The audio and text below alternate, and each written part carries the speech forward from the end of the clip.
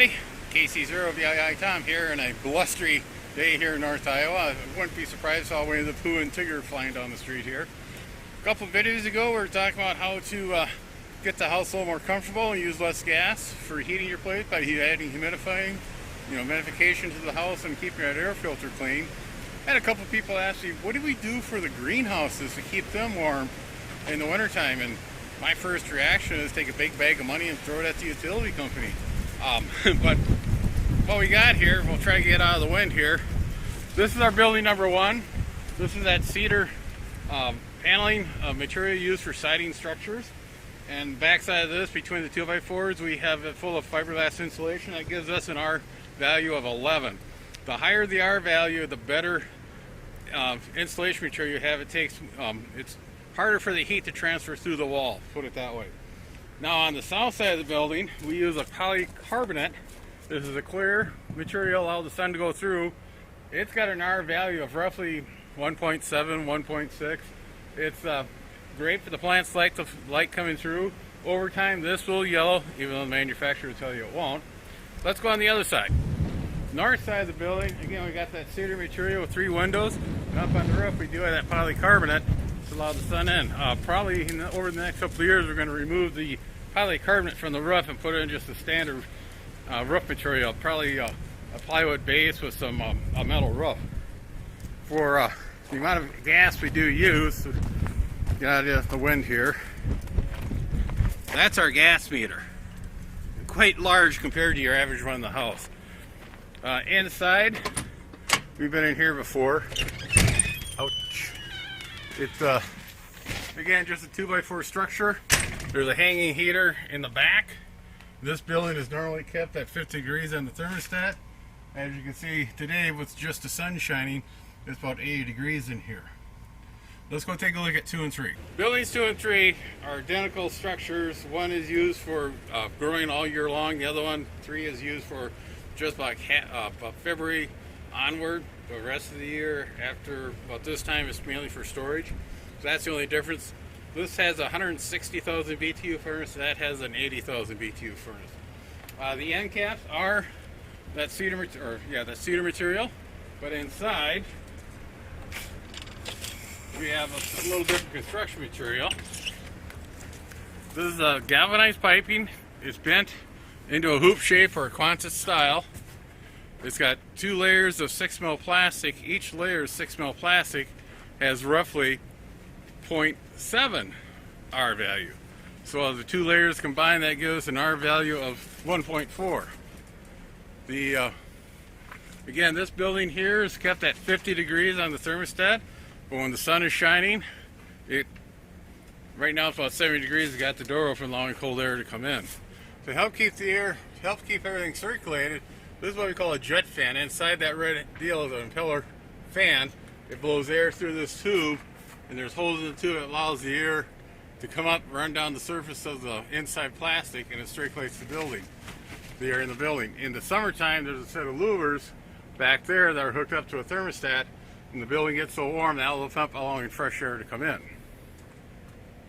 Here on the end of the building, on the cedar material, we got our 2 layers of plastic. The first layer is held taut, then it's stapled, then the second layer is on there kind of loose.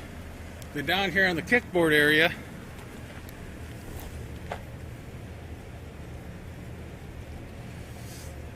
we have 2 1x2s that run the length of the building. Both layers of plastic comes down across the top one, then behind this second one. That gives our pinch point. Then we use these straps on a day like today to keep the plastic from blowing away.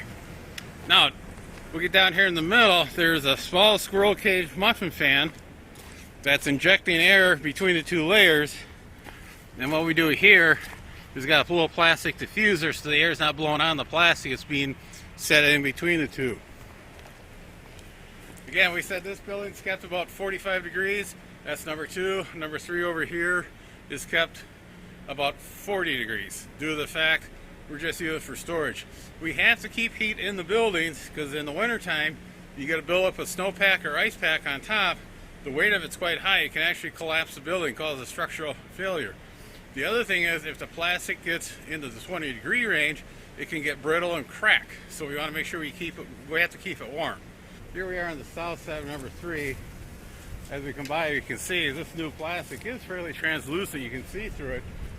In about 6 years, when it's wore out, we got 8 years out of the last batch. This will actually get cloudy and you won't be able to look in.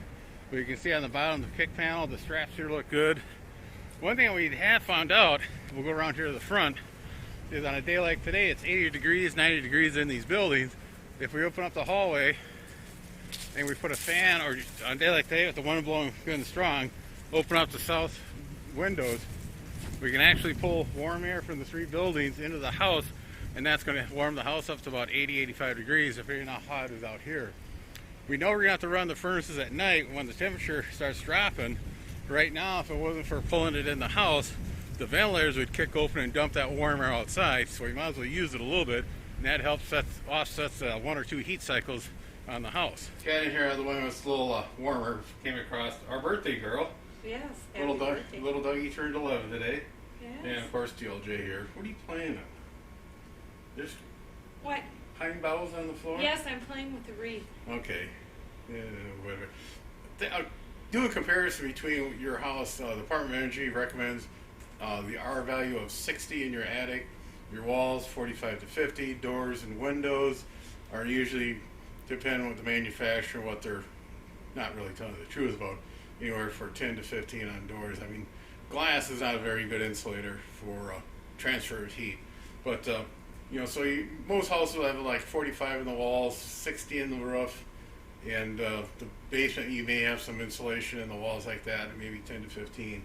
Compared, like I said, building 1 isn't too bad. 2 out of the 3 walls are R11, the 1 wall is 1.4R, and buildings 2 and 3, we got a whole 1.7 of insulation. That's why it really will spin that gas meter on a good cold. Yes, it will. Cold, windy day. You get a night in January, February where it's minus 20 degrees and just any bit of wind, and the furnace are pretty much running anywhere.